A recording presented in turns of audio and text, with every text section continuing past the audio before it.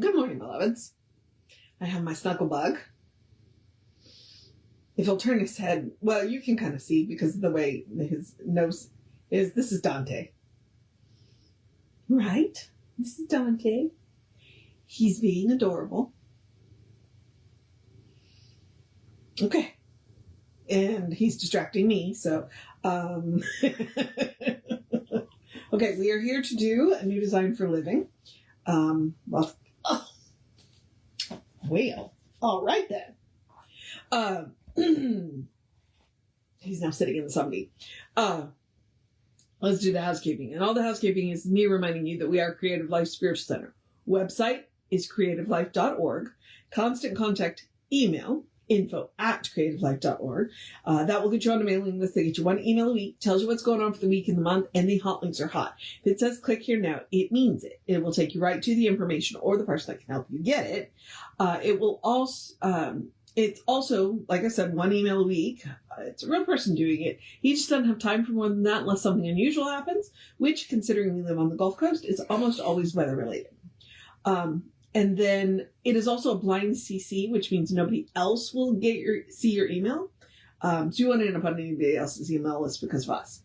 And then the last one I mentioned is the social media, merely from the standpoint of we do not monetize the social media.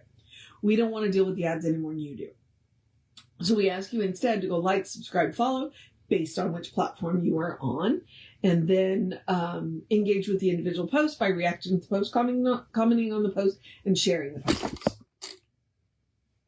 Cat. Yay! At least you didn't knock it down. What was I? Yeah.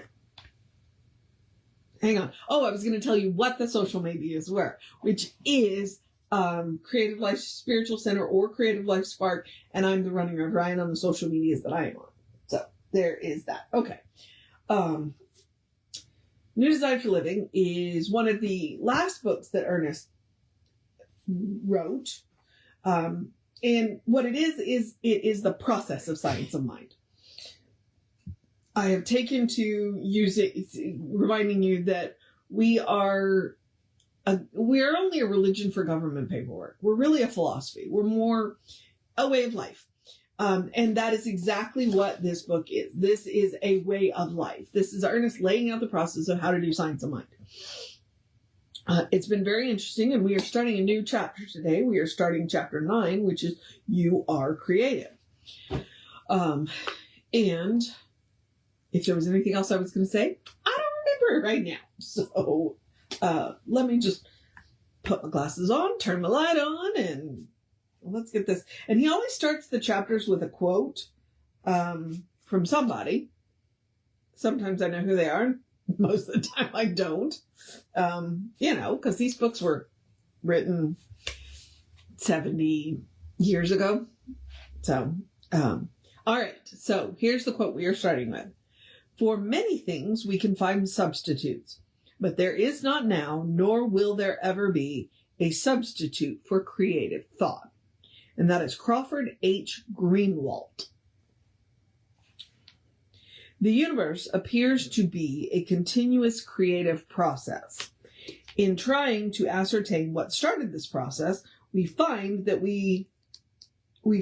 our search takes us back through the highly developed forms of plant and animal life, to lesser forms of life, to individual cells, to minute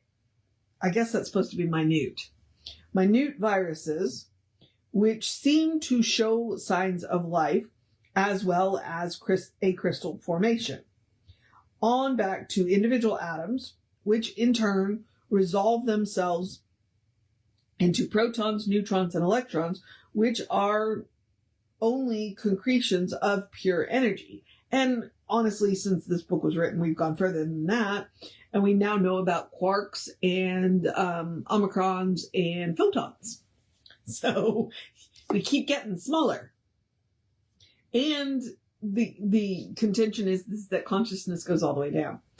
Because electrons seem to make decisions, which is really, really fascinating when you think about electrons making decisions.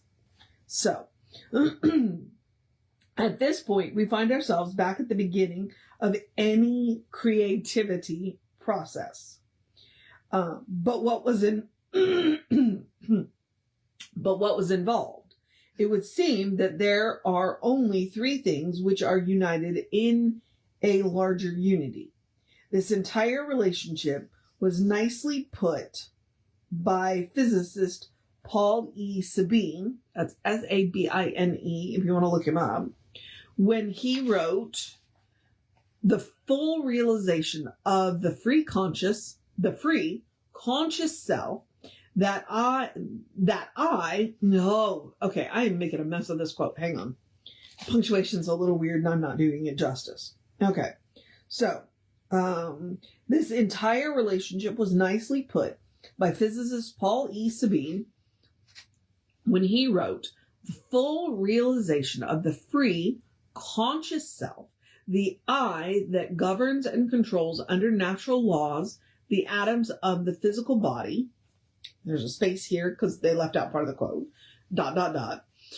That realization comes only with the mystical yet wholly rational experience that God and the atoms and the human soul are one in essence.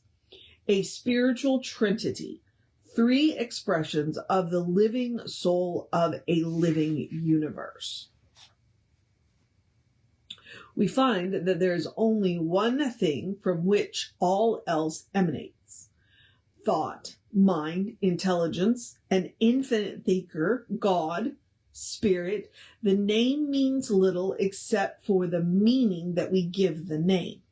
The meaning we appear to have reached in our effort to establish the fundamental nature, the causative factor back of all things is this. There is mind, conscious and intelligence. Its word or thought takes tangible form according to the pattern of the thought and in conformity with law. The same intelligence acting mechanically and mathematically, and the substance which comprises the tangible form is but another aspect of mind, energy. At which point all of us go, well, we're going to scratch our heads and go, what did he just say? But basically the contention is that what the creative process and what is being created is the same. That everything's made out of the energy that is the creative thought. If you think about it too hard, it will make your mind spin. So maybe we don't want to think about it too hard. But even if because like I said, they've watched electrons make decisions. So now I haven't been keeping up on physics, so I don't know about quarks and I don't know about photons. The one thing that I have heard is that there's either innumerable photons or there's only one photon and that photon is really fast. We don't know. We may never know, and that's okay. But the point comes to that even physicists are going, look, you know what? There's got to be a creative mind behind everything that is going on. Whatever name we give it really doesn't matter. It really doesn't matter. Because Ernest said, it doesn't matter other than the meaning that you give it. Which is why he gave you, several different terms. And it's one of the reasons why both Jesse and I will use interchangeable terms. We'll use the divine, we'll use universal, we use creation, neither he nor I really have anything wrong with the word God. We understand that a lot of people do because it's got a lot of baggage. And we also will lean back onto the word mind. Which is different than brain, and that's one of the things we have to understand. But yeah, he's leaning a little into the quantum physics here, and so it'll be interesting to see what the rest of this chapter is, because tomorrow we'll do the things that work, the way things work, and then continuous creation, your place in life. That's what this chapter is about. What are you creating? The source of inspiration. So, but it really does come back to the concept that in the end, there's one mind, and that everything comes out of that mind, and every one of us use that same mind to the level of, one, our understanding, and two, our grasp of it, because we are individualized centers in that mind. That mind is infinite. There is no way we could even dream of encompassing that whole mind, much less doing it.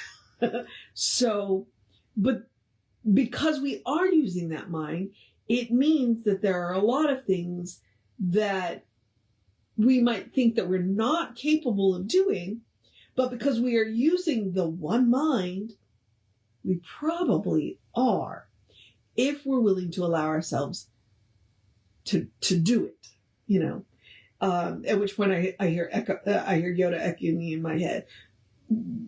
Try not, there is no try. The one mind in you is capable of doing amazing things.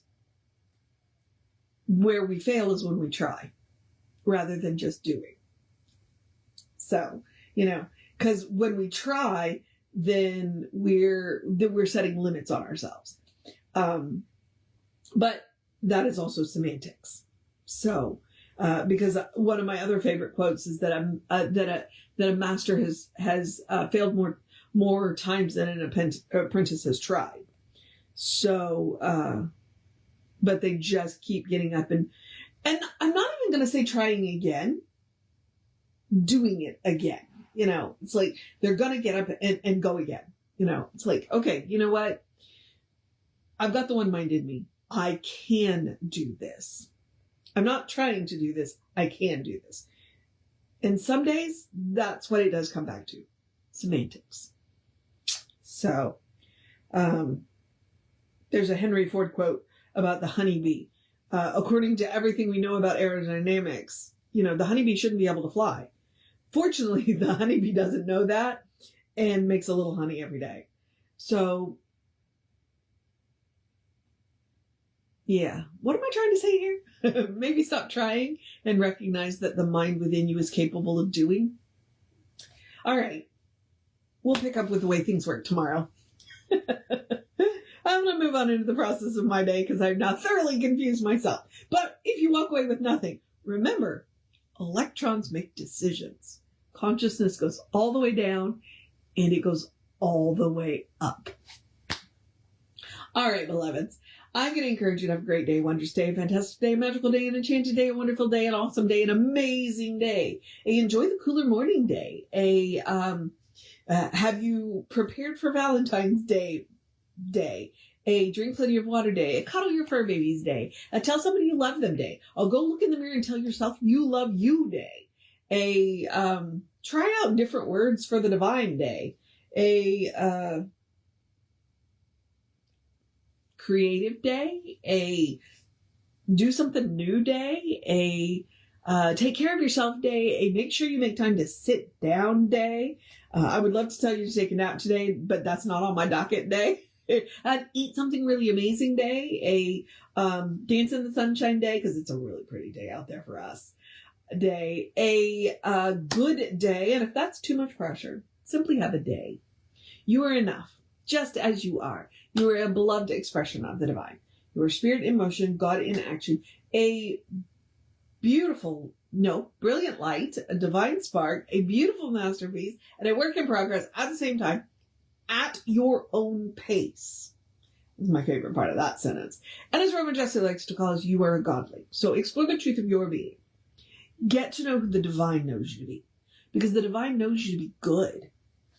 It's all the divine knows. And from there, anything's possible. All right, beloveds. I'm going to move on into the process of my day. So I'm I'm going to remind you that Reverend David should be on around 5 p.m. with you. I'll be back with you around 9-ish tomorrow. Take care of yourself. Know that you are loved.